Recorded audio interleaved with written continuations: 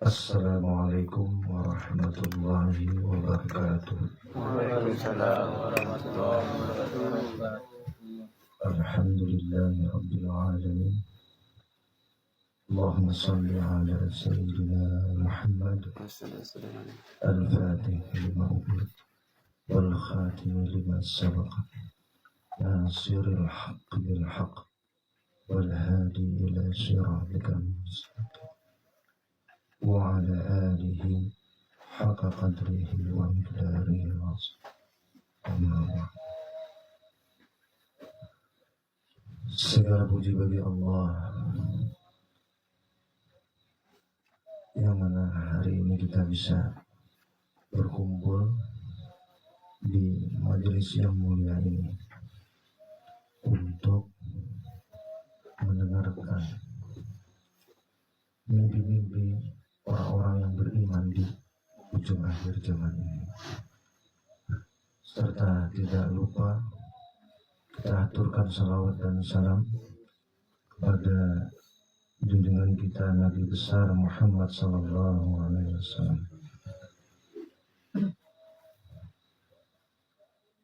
Ini perdana bagi saya untuk membacakan tafsir mimpi. Saya akan membacakan mimpi dari seorang ikhwan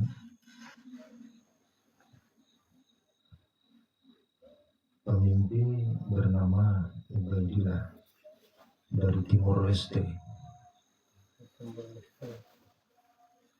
Judulnya Dajjal tidak datang dengan rupa yang menyeramkan, tapi justru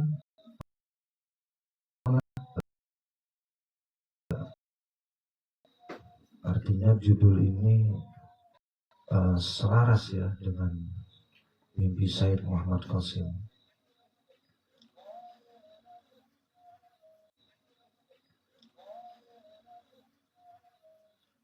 Mimpi ini terjadi di tahun 2024, namun katanya bulannya lupa. Ini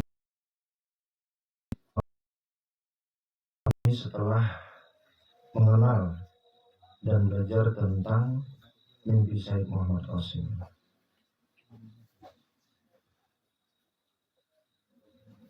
Dan ini mimpi pertamanya tentang sosok Dajjal. Di dalam mimpi ini saya diperlihatkan seperti terjadi badai yang sangat hebat,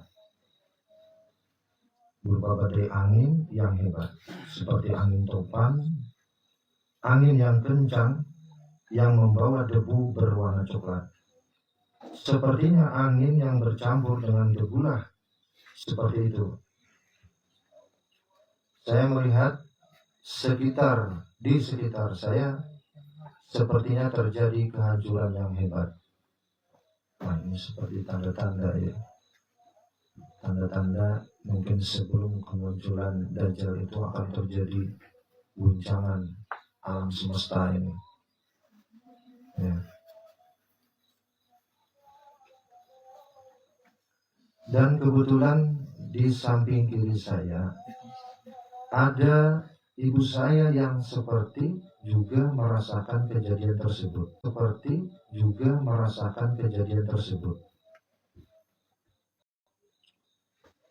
Lalu saya merangkulnya dengan maksud melindunginya.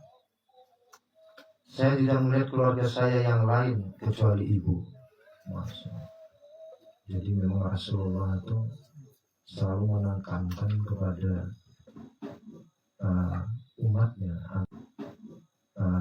umatnya agar yang utama itu dilindungi adalah ibu dan ibu.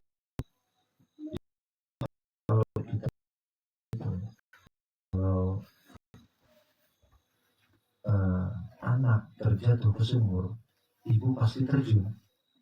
Tapi kalau kadang orang tua kita yang terjatuh atau mengalami hal-hal yang ini, anak cuek aja. Terkadang itu zaman sekarang seperti itu.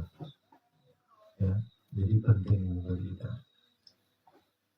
untuk memperhatikan kedua orang tua kita. Saya lanjutkan.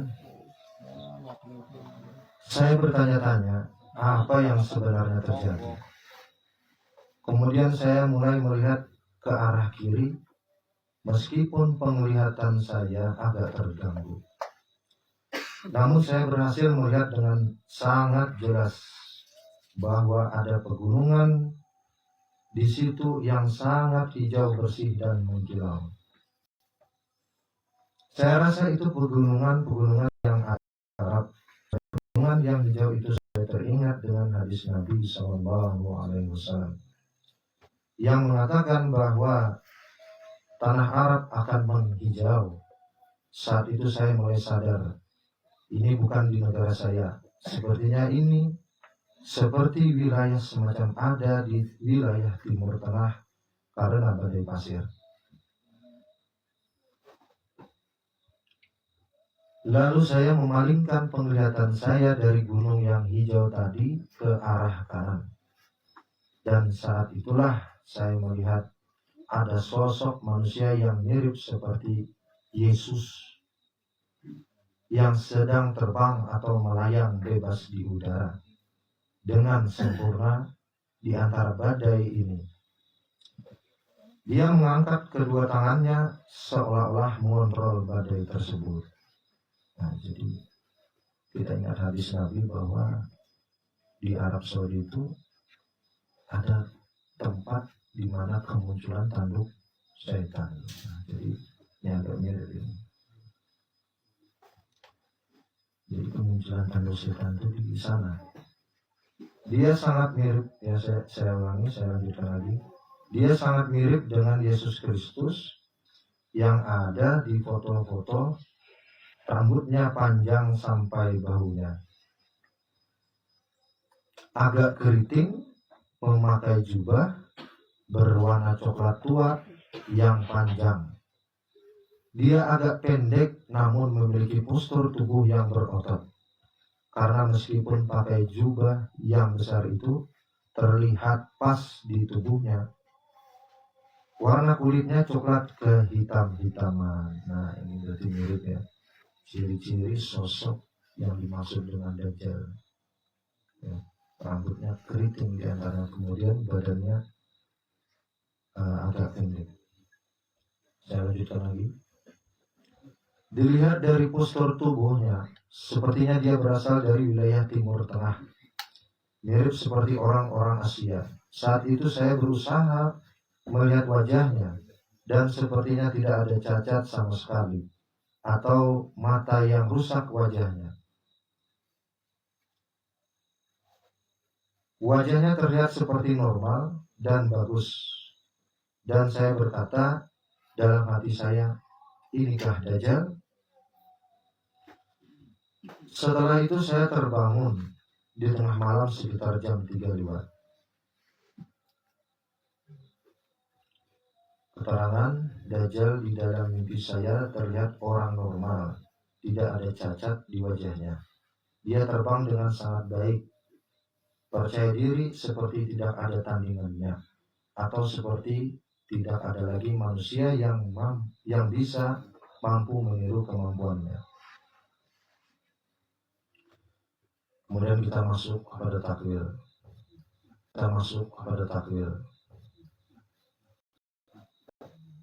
Yang pertama, badai angin hebat bercampur dengan dalam tafsir Ibnu Sirin, fitnah besar, kerusuhan atau fitnah besar, kerusuhan atau fitnah besar, kerusuhan atau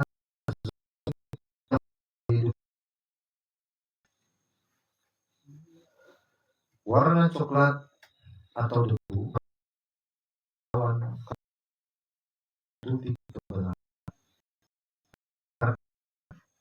sebelum munculnya fitnah Dajjal, dunia akan diguncang kekacauan kegelapan besar yang membuat orang sulit melihat kebenaran dengan jelas.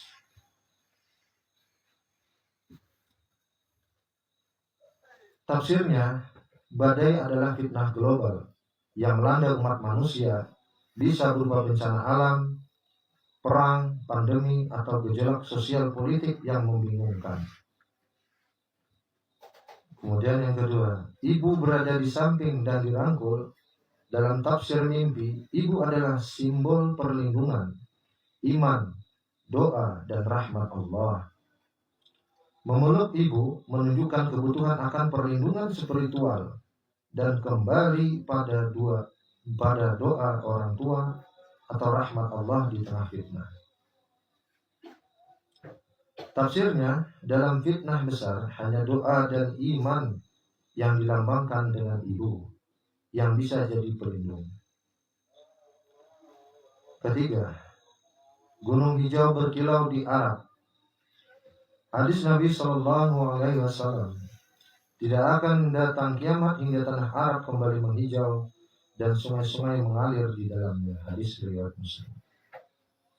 Gunung hijau ini tanda akhir zaman semakin dekat, sebagaimana hadis tersebut. Gunung sama dengan keteguhan, sedangkan hijau sama dengan kehidupan baru.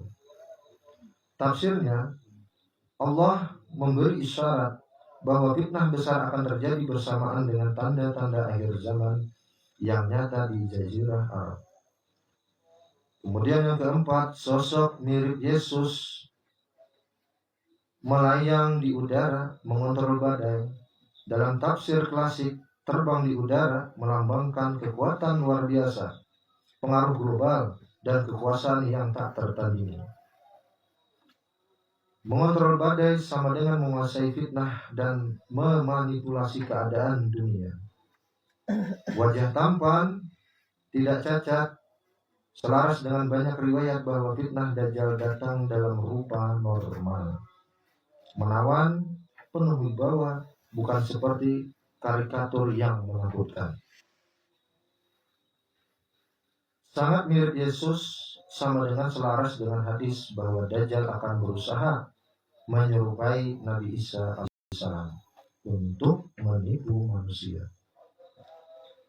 Tafsirnya, sosok itu adalah simbol. Tafsirnya, sosok itu adalah simbol Dajjal. Tafsirnya, sosok itu adalah simbol Dajjal.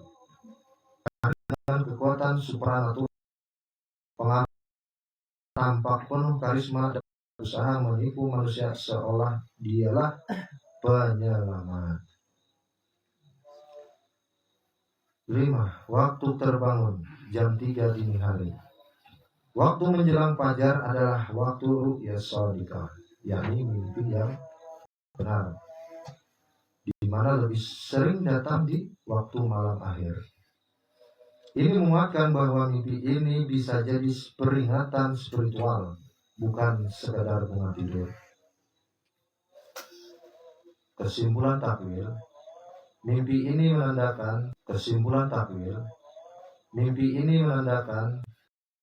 yang pertama akan datang fitnah besar seperti badai global,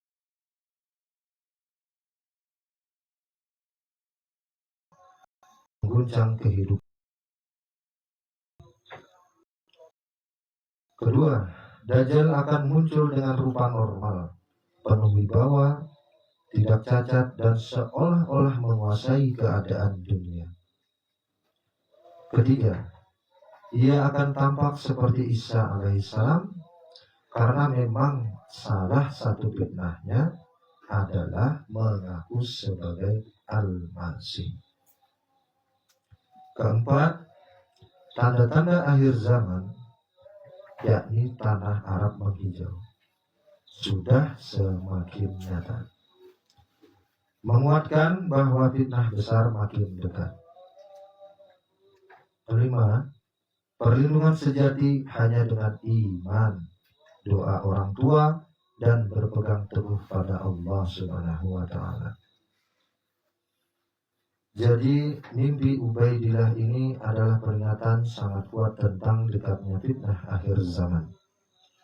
Allah Subhanahu wa taala seolah menyingkapkan bahwa Dajjal tidak datang dengan rupa menyeramkan, tapi justru dengan karisma yang mempesona dan kekuatan global.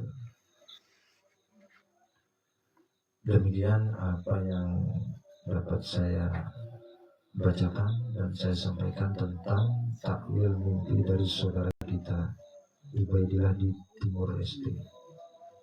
Jadi alhamdulillah tentang perkara mubasyirat ini telah menyebar luas, terutama khususnya di negara kita Indonesia Nusantara ini. Ini saja yang perlu dapat saya sampaikan. Semoga Allah Subhanahu wa taala melindungi kita semua dari segala keburukan dan kejahatan dan menyelamatkan kita dan keluarga kita semuanya. Amin ya rabbal alamin. Untuk menutup majelis, mari kita doa kepada Tuhan sendiri. Subhanakallah wa bihamdika.